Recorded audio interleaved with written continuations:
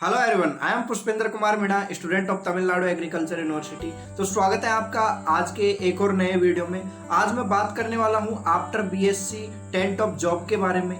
इसकी आप लोगों को जितनी जरूरत है उतनी मेरे को जरूरत है, क्योंकि मैं भी एक बीएससी एग्रीकल्चर का ही छात्र हूं। तो मैंने सोचा क्यों ना एक ऐसे टॉपिक पर वीडियो बनाया जाए जिसमें मुझे भी जानकारी मिले और मैं आपके साथ भी जानकारी शेयर कर पाऊं। तो बहुत सारे रिसर्च के बाद में मैंने 10 ऐसी जॉब ढूंढ के निकाली है जो बीएससी एग्रीकल्चर करने के बाद में आपके लिए बहुत अच्छी अपॉर्चुनिटी होती है, और उन जॉबों में सैलरी भी अच्छी होती है और आपको इज्जत भी अच्छी मिलती है। तो मैं आपको बता देता हूँ एक एक जॉब के बारे में। सबसे पहले नंबर पर मैंने जिस जॉब को रखा है वो यूपीएससी है। जी हाँ दोस्तों, बहुत सारे लोग ऐसे सोच रहे होंगे कि बीएससी के बाद में यूपीएससी तो कोई भी बीएससी करने वाला दे सकता है, बीएससी मैथ वाला भी दे सकता है, हर एक कोई ग्रेजुएट है जो यूपीएससी का एग्जाम दे सकता है। तो एग्रीकल्चर में यूपीएससी का फर्स्ट पे रखने का क्या फायदा है? तो मैं आपको बता दूं कि यूपीएससी में एक मेंस एग्जाम होता है जिसमें एग्रीकल्चर सब्जेक्ट आप ऑप्शनल के लिए अपना सेलेक्ट कर सकते हो। बीएससी एग्रीकल्चर वाले स्टूडेंट ही इस सब्जेक्ट को अधिकतर ले पाते हैं, और सब्जेक्ट के स्टूडेंट ऑप्शनल में बीएससी एग्रीकल्चर का ऑप्शन नहीं रखते हैं। अगर बात करें यूपीएससी में कौन सी पोस्ट आपके लिए है, तो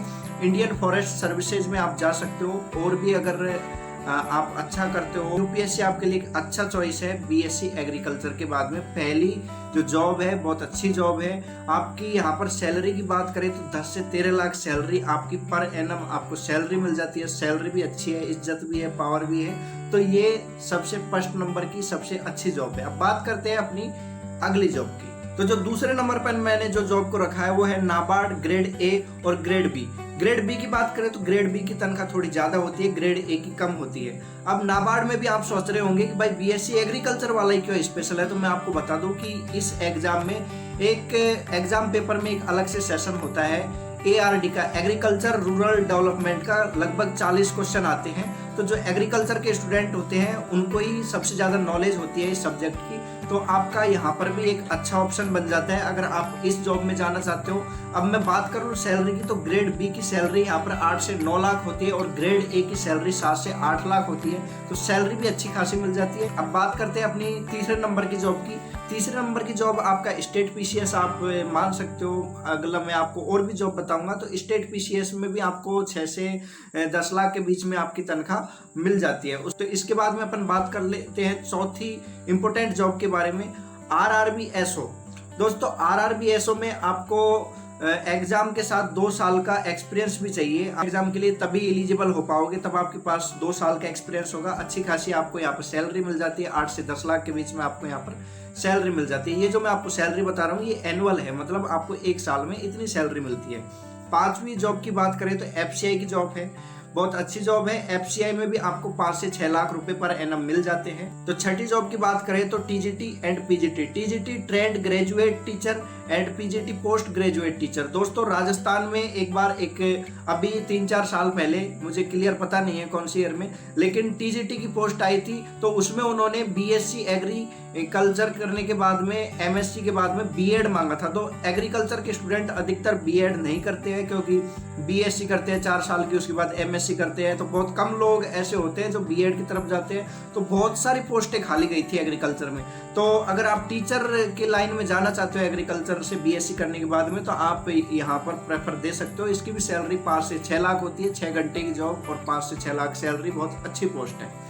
अब अपन बात कर लेते हैं 7वीं आईबीपीएस एएफओ की। दोस्तों आईबीपीएस एएफओ एक तरह से एक नशा है। कभी इसका मेंस क्लियर हो जाता है, कभी इसका प्रीलिम्स क्लियर हो जाता है, कभी इसकी इंटरव्यू में रह जाते हैं। तो ऐसा बहुत सारे मेरे सीनियर है जिनकी मैं ऐसी हालत देख रहा हूँ। तो मैं मानूं तो ये एक तरह से नशा है, लेकिन एक अच्छा ऑप्शन है आफ्टर बीएससी के, क्योंकि हर साल इसकी पोस्ट आती ही है। तो इसकी भी सैलरी 5 से 6 लाख होती है। थोड़ा बैंक की जॉब है, थोड़ा स्ट्रेस ज़्यादा होता है, लेकिन जॉब आप अगर अपना करियर सेट करना चाहते हो तो ये आपके जीवन में स्थायित्व लाने के लिए बहुत अच्छी जॉब है। अगला अपन बात कर लेते हैं 8वीं। तो 8वीं में आपका इफको क्रपको की आपकी जॉब आती है। तो यहाँ पे भी आपको 4 से 4.5 लाख के लगभग सैलरी मिल जाती है, मतलब 40,000 रुपये महीने के हिसाब से आपको यहाँ पे सैलरी मिल जाती है। अब 9 नंबर की अपन बात कर ले तो 9 नंबर पर मैंने रखा है नेशनल सीड कॉरपोरेशन को। यहाँ पर आपका junior technique and senior agriculture technique की यहाँ पर वैकेंसी होती है। जो आपका जूनियर टेक्निक है वो बीएससी एग्रीकल्चर के बाद में बनता है, और जो आपका सीनियर है वो एमएससी के बाद में बनता है। तो इसकी भी आपकी 3 से 4 लाख के बीच में सैलरी होती है, तो ये भी एक तरह से अच्छी जॉब है। तो लास्ट नंबर पर मैंने 10वें नंबर पर जिस जॉब को रखा है वो टीए है, टेक्निकल असिस्टेंट बोलते हैं कई जगह इसको। जैसे राजस्थान की बात करें तो एग्रीकल्चर सुपरवाइजर बोलते हैं। 12वीं के बाद में, जैसे राजस्थान की बात करूँ तो मैं 12th के बाद में ही आप एग्रीकल्चर सुपरवाइजर के लिए एलिजिबल हो जाते हैं। लेकिन अगर आप अपने जीवन में आगे बढ़ना चाहते हो तो आपको इस जॉब में बहुत ज़्यादा समय मिलता है, ज़्यादा वर्कलोड नहीं होता है। तो आप सोच रहे हो अपने सपनों को पूरा करना, अपने जीवन में स्थायित्व लाना, तो ये एक तरह से अच्छा ऑप्शन है। तो आप एग्रीकल्चर सुपरवाइजर भी बन सकते हो। बीएससी की हुई है आपने, आप सोच रहे हो कि मैंने 12th पास की जॉब को क्यों ज्वाइन करूं, तो मैं आपको बता दूं कि एग्रीकल्चर में कंटिन्यूअसली इतनी सारी पोस्टें नहीं आती हैं। लेकिन फिर भी अगर आप एग्रीकल्चर सुपरवाइजर बन जाते हो और अपनी आगे की तैयारी को जारी रखते हो तो आप एक अच्छे मुकाम पे पहुंच सकते हो।